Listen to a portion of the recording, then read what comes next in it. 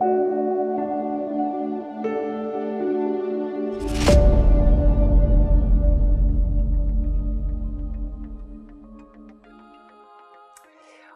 I got the very good advice when I was applying to university to study something that I loved and that I was good at. And I had been thinking about law, and I'm really glad I didn't choose law, actually. I ended up specialising in the medieval period, which I had loved for a long time, and basically it combined history, literature and languages and theology, all subjects that I absolutely adored, and I had a great time.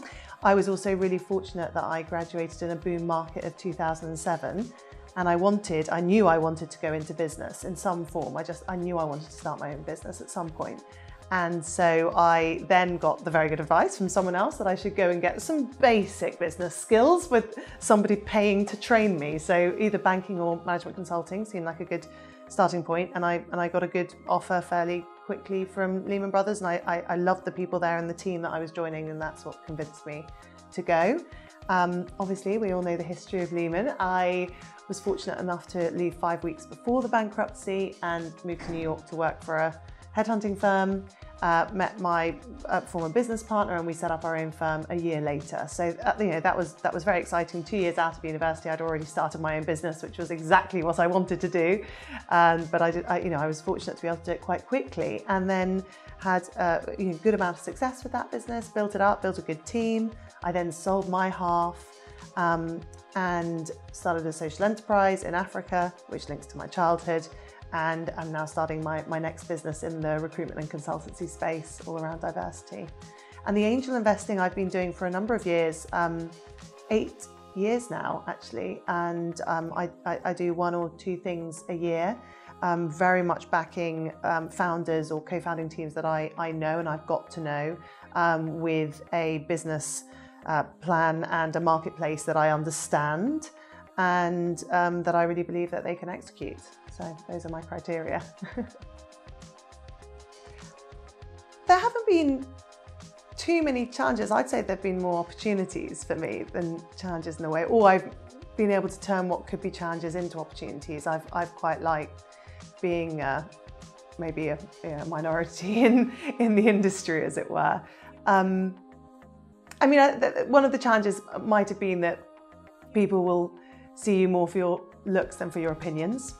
That's definitely happened from time to time, but then you can always play that to your advantage as well. I haven't really experienced direct discrimination myself, but I have heard a lot of stories about that, which definitely sort of feeds into my passion to, change the business environment and change business cultures so they're much more inclusive and open and fair. I've thoroughly enjoyed my working life and career, to be honest. So even when there have been small challenges, and there always are, especially when you're building businesses, it's part of the journey, it's part of the adventure. And I think if you expect to have them, then it's not so daunting when you're going through them.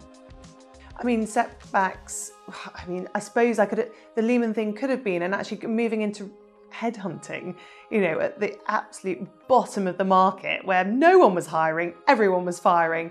I suppose that felt like a bit of a setback at the time, but it turned out to be a massive opportunity because it made me really good at doing that.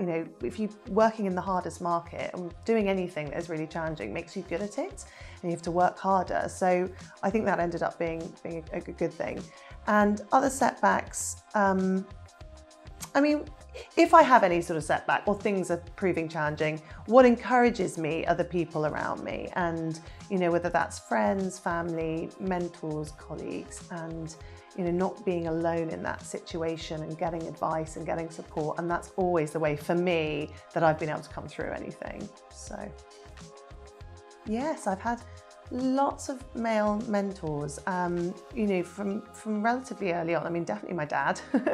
And then I've had brilliant teachers, great professors. And then I worked for some really fantastic people. I had a predominantly male team at Lehman, but brilliant guys. And they were very supportive and very encouraging. And we stay in touch to this day, actually. I saw them last night for a reunion. and lots of my, a number of clients that I've worked with have become sort of mentors and have been role models to me too. So yeah, I've been really, really fortunate in that sense. I'm so passionate about, it's not so much diversity, it's about really leveling the playing field for people. I really love bringing people together around common goals or projects to create things.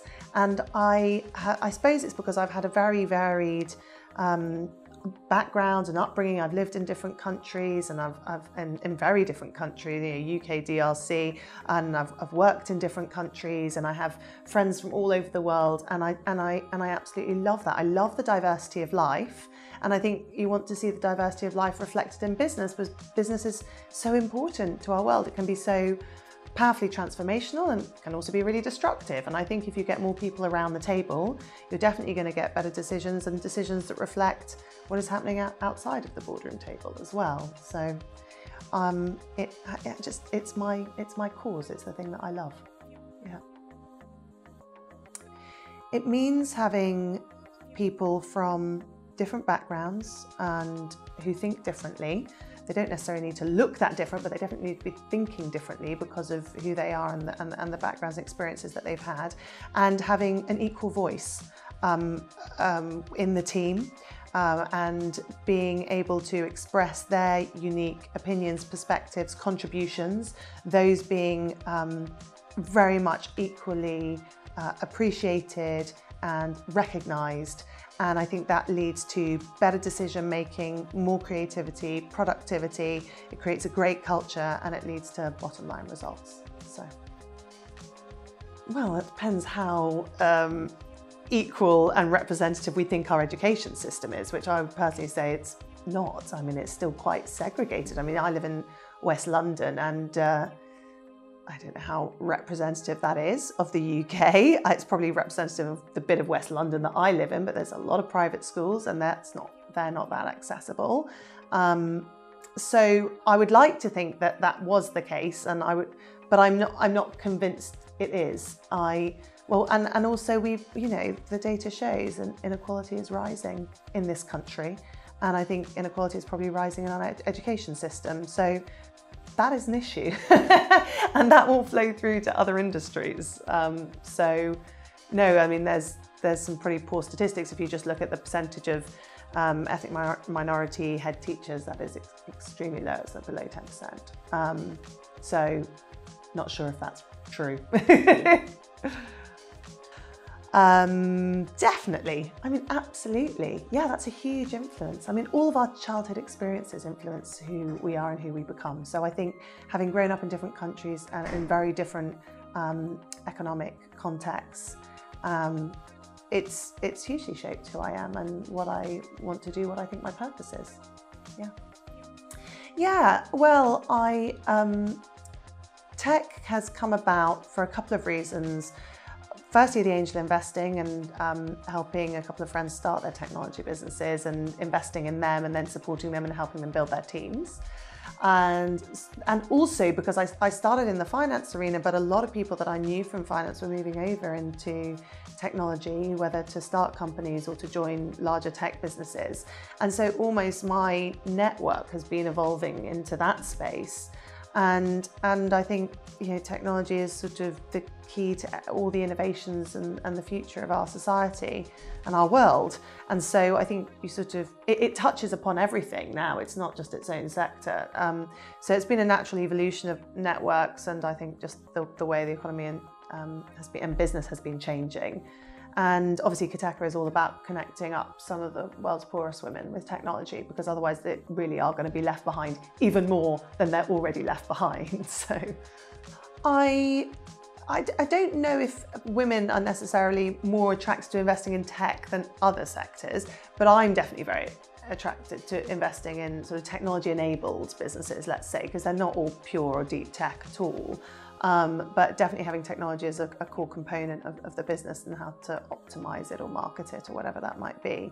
But I think one really, really good thing about technology and connectivity is that it is democratizing the opportunities more and making them more accessible than they were before, whereas previously maybe you would have only come across an investment opportunity because you happen to be at the right private members club, sitting at the right table with the right person over lunch. Now you can, go on to, say, a crowdfunding platform. Not that I'd necessarily say that's where you should be investing, but you can do that and you can see investment opportunities. So that's great. Yeah. So I mean, we use the smartphone because it's a cheap form of technology that does pretty much everything that the women need it to do, whether that's being able to access financial services, use mobile money, obviously connect online with customers, their friends and family, access education, which is critical, so the upskilling that they can do with online learning, and connect to each other. So it's very powerful. It's very simple but very powerful, and yeah, it has been getting great results. Yeah. With lots of help and with a lot of joy. I really love it, and it's a privilege. It's a real privilege to be a mum and to be a businesswoman as well. I feel really, I don't think I get the balance right all the time, but I know that only I can judge what balance is for me. No one else can tell me what that is.